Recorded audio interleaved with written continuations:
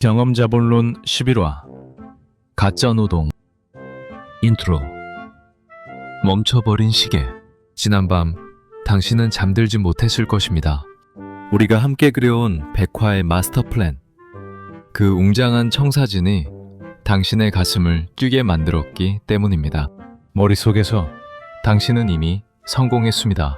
시스템은 톱니바퀴처럼 돌아가고 통장에는 자본이 쌓이며 사람들은 당신을 우러러봅니다. 그 달콤한 상상 속에서 당신은 완벽한 승리자였습니다. 하지만 아침이 밝고 눈을 떴을 때 마주한 현실은 어떻습니까? 좁은 방, 헝클어진 이불, 차가운 공기. 달라진 것은 아무것도 없습니다. 책상 위는 여전히 어지럽고 모니터 커서는 깜빡이기만 할 뿐 움직이지 않습니다. 주변에 널린 구겨진 종이 조각들은 마치 당신의 혼란스러운 마음 같습니다. 이 순간 밤새 가슴 벅찼던 희망은 순식간에 차가운 공포로 바뀝니다. 내가 과연 이걸 할 수 있을까? 나 같은 사람이 감히? 철학에는 불이당의 당나귀라는 유명한 역설이 있습니다. 배고픈 당나귀 앞에 완벽하게 똑같은 크기와 맛을 가진 건초더미 두 개가 놓여 있습니다. 당나귀는 어느 것을 먹을지 완벽한 선택을 하려다 결국 아무것도 선택하지 못하고 굶어 죽고 맙니다. 완벽을 기하려는 당신의 고민이 사실은 이 당나귀의 아사와 다를 바 없지 않습니까? 고민만 하다가 당신의 열정과 기회가 굶어 죽어가고 있습니다. 기억하십시오. 지도는 영토가 아닙니다. 아무리 정교한 지도를 손에 쥐었다 해도 당신이 발을 떼지 않으면 그곳은 영원히 갈 수 없는 미지의 땅입니다. 오늘 우리는 집단지성 프로젝트의 새로운 챕터를 엽니다. 이제 계획의 달콤한 꿈에서 깨어나 거칠고 차가운 실행의 대지로 내려와야 할 시간입니다. 당신의 발목을 잡고 있는 그 무거운 족쇄, 완벽주의라는 이름의 감옥을 오늘 완전히 부숴버리겠습니다. 본격적인 이야기에 앞서 잠시 자가 진단을 해보겠습니다. 지금 제가 하는 말 중 3개 이상 해당한다면 당신은 이미 완벽주의 감옥의 무기징역수일지도 모릅니다. 첫째, 장비가 부족해. 카메라나 마이크가 완벽하지 않아서 시작을 미루고 있다. 둘째, 자료 조사를 하느라 밤을 새우지만 정작 원고는 한 줄도 쓰지 못했다. 셋째, 이번 주말에 몰아서 해야지 라고 다짐하지만 주말엔 피곤해서 그냥 쉰다. 넷째, 남들이 내 결과물을 보고 비웃는 상상을 하면 등 뒤로 식은땀이 흐른다. 어떻습니까? 마음 한구석이 찔리십니까? 괜찮습니다. 그 찔림이 바로 변화의 시작입니다. 오늘 우리는 이 고질적인 증상들을 하나씩 수술대 위에 올릴 것입니다. 챕터 1. 가짜 노동. 준비라는 이름의 마약. 우리는 너무나 자주 준비하는 행위 자체를 일하는 것으로 착각합니다. 최신형 노트북을 사고 다이어리를 예쁘게 정리하고 관련 강의를 결제하는 순간 우리 뇌는 도파민을 뿜어냅니다. 마치 무언가를 이룬 것 같은 착각, 뿌듯함. 하지만 이것은 일종의 지적 마약입니다. 튀어 있을 뿐 현실은 변하지 않기 때문입니다. 냉정하게 물어보겠습니다. 그 비싼 장비로 단 하나의 콘텐츠라도 만들었습니까? 그 많은 강의를 듣고 단 한 번이라도 현장에 적용해 보았습니까? 만약 아니라면 이것은 가짜 노동입니다. 실행에 대한 두려움을 회피하기 위한 가장 세련되고 그럴싸한 도피처일 뿐입니다. 우리는 무엇이 두려운 걸까요? 내가 만든 것을 내놓았을 때 겪게 될 거절, 참혹한 실패, 그리고 나의 부족함이 만천하에 드러나는 그 순간이 끔찍하게 두렵습니다. 그래서 우리는 준비라는 안전가옥으로 숨어버립니다. 아직 배울 게 남았어. 자료 조사가 더 필요해. 라고 스스로를 위로하면서 말이죠. 하지만 기억하십시오. 자료 조사가 완벽하게 끝나는 날은 영원히 오지 않습니다. 세상의 지식은 당신의 학습 속도보다 훨씬 빠르게 변하기 때문입니다. 당신이 완벽한 타이밍을 기다리며 숨죽이는 동안 누군가는 엉성한 계획을 들고 과감하게 세상 밖으로 나갔습니다. 실리콘밸리에는 전설적인 이야기가 하나 있습니다. 두 명의 창업가가 있었습니다. A는 완벽주의자였습니다. 그는 2년 동안 도서관에 틀어박혀 100페이지짜리 사업계획서를 썼습니다. 시장 분석, 경쟁사 조사, 5년 뒤의 재무제표까지 완벽했습니다. 하지만 그가 2년 뒤 세상에 나왔을 때 시장은 이미 변해 있었고 그의 계획서는 휴지 조각이 되었습니다. 반면 B는 달랐습니다. 그는 카페 냅킨 한 장에 아이디어를 끄적이고는 다음날 바로 거리로 나갔습니다. 엉성한 시제품을 사람들에게 보여주며 이거 사시겠습니까? 라고 물었습니다. 거절당하면 그 자리에서 수정했고 욕을 먹으면 기능을 뺐습니다. A가 도서관에서 상상으로 사업을 하는 동안 B는 거리에서 진짜 돈을 벌었습니다. 누가 진정한 사업가입니까? 누가 진짜 노동을 했습니까? 그 엉성한 실행이 당신의 머릿속에만 있는 완벽한 계획보다 100배 더 가치 있는 결과를 만들어내고 있습니다. 챕터 2. 도자기 수업의 규훈, 양질 전화의 법칙. 그렇다면 어떻게 이 감옥에서 탈출할 수 있을까요? 여기 실행과 완벽주의에 관한 아주 유명한 실험 이야기가 답을 줍니다. 한 도예과 교수가 수업 시간에 학생들을 두 그룹으로 나눴습니다. A그룹에게는 이렇게 말했습니다. 너희는 한 학기 동안 오직 도자기의 양으로만 평가하겠다. 50kg을 만들면 무조건 A 학점이다. 반면 B그룹에게는 다르게 말했습니다. 너희는 단 한 점이라도 좋으니 최고의 질을 가진 완벽한 도자기를 만들어라. 한 학기가 지나고 최고의 걸작은 어느 그룹에서 나왔을까요? 놀랍게도 가장 아름답고 완벽한 도자기는 모두 양을 추구했던 A그룹에서 나왔습니다. 이유는 간단했습니다.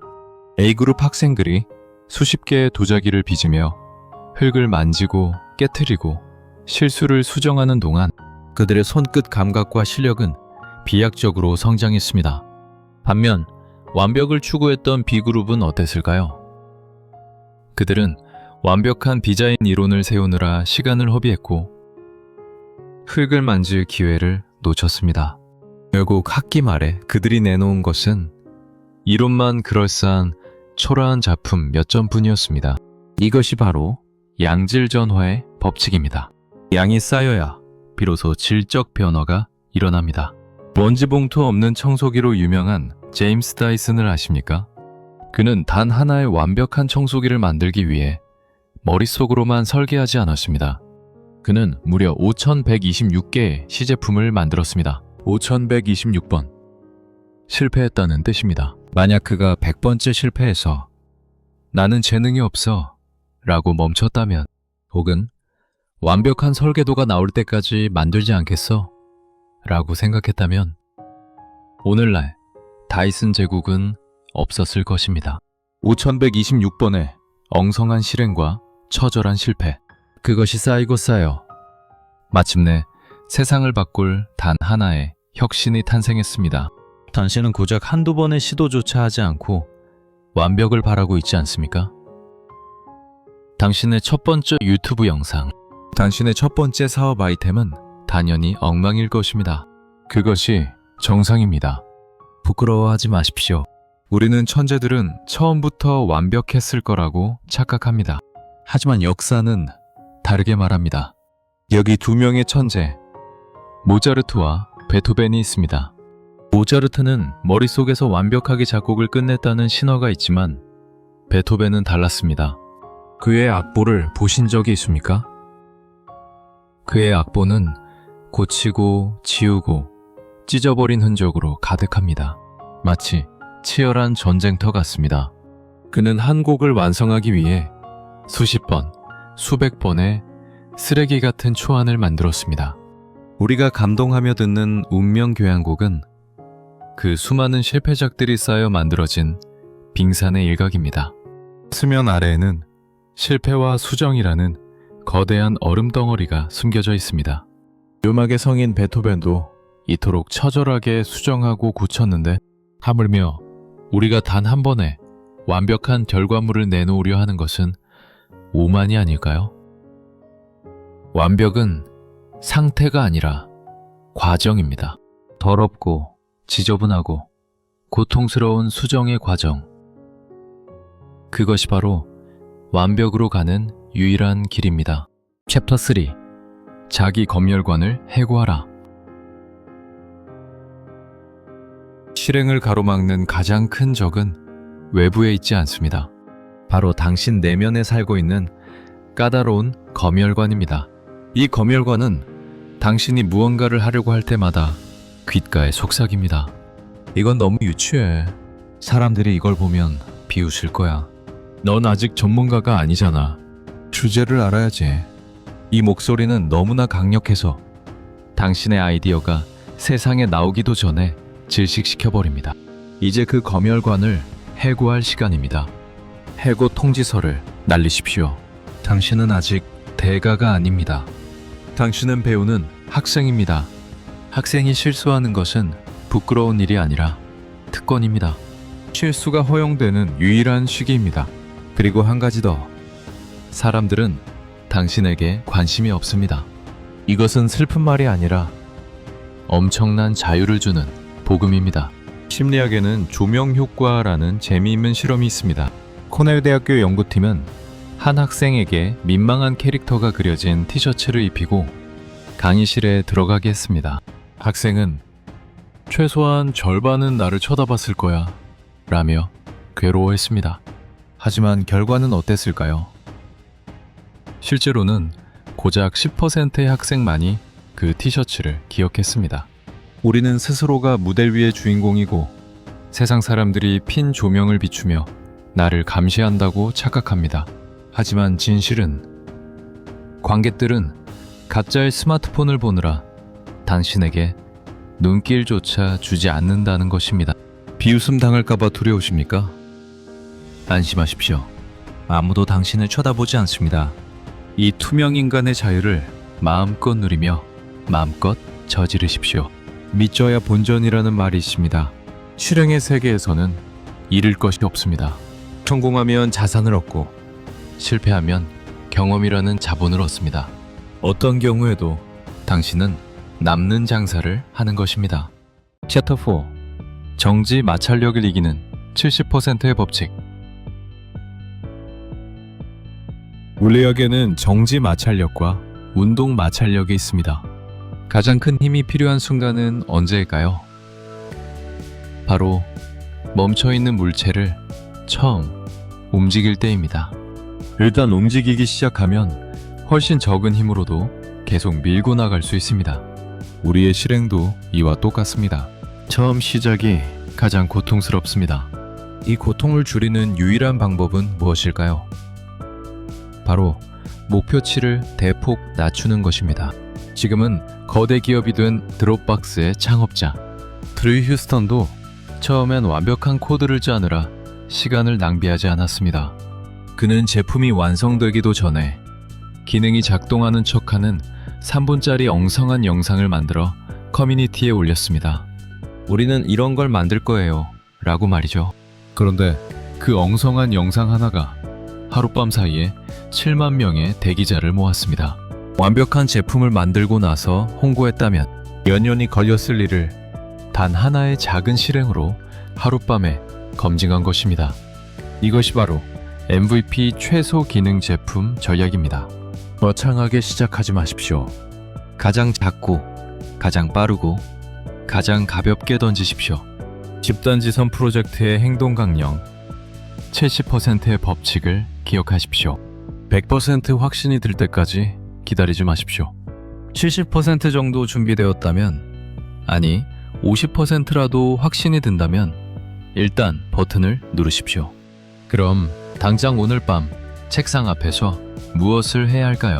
여러분의 뇌를 속일 수 있는 가장 강력한 전술 무기 하나를 드리겠습니다. 바로 5분의 법칙입니다. 우리의 뇌는 거창한 과제를 보면 본능적으로 도망가려 합니다. 유튜브 영상 만들기는 뇌에게 너무 무거운 과제입니다. 하지만 딱 5분만 대본 한 줄 쓰기는 어떻습니까? 만만해 보입니다. 뇌를 속이십시오. 딱 5분만 하고 그만두자 라고 협상하십시오. 타이머를 켜고 5분만 몰입해 보십시오. 그런데 놀라운 일이 벌어질 것입니다. 일단 5분을 다니면 우리 뇌의 측좌핵이 흥분하기 시작합니다. 하기 싫던 마음이 사라지고 할만한데? 조금만 더 해볼까? 라는 관성이 생깁니다. 이 5분이 당신의 인생을 짓누르던 정지 마찰력을 깨는 망치가 될 것입니다. 책을 쓰고 싶다면 완벽한 첫 문장을 고민하지 말고 엉망인 첫 문단을 쓰십시오. 유튜브를 하고 싶다면 조명을 세팅할 시간에 스마트폰을 들고 녹화 버튼을 누르십시오. 작게 시작하여 관성을 만드십시오. 아주 작은 실행 하나가 멈춰있던 당신의 우주에 거대한 균열을 냅니다. 그 균열 사이로 빛이 들어오고 새로운 기회가 싹 틉니다. 물론 완벽하지 않기에 위대하다.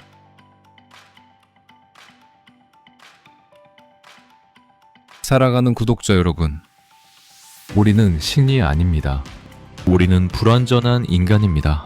그래서 우리의 결과물은 당연히 흠집투성이일 수밖에 없습니다.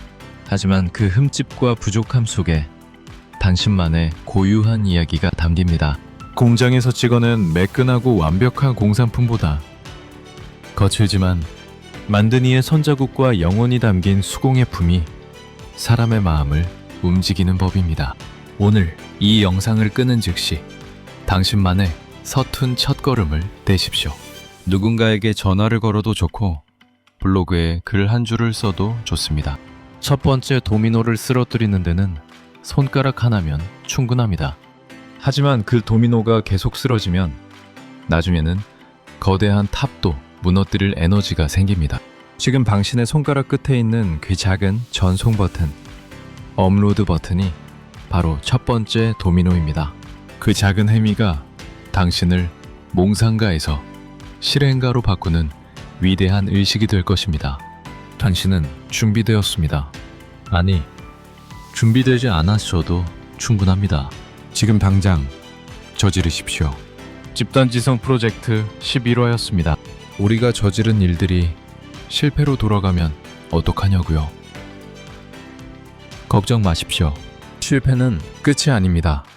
다음 12화에서는 그 실패조차 자본으로 바꿔버리는 회복, 탄력성의 기술, 실패의 자본화에 대해 이야기하겠습니다. 감사합니다.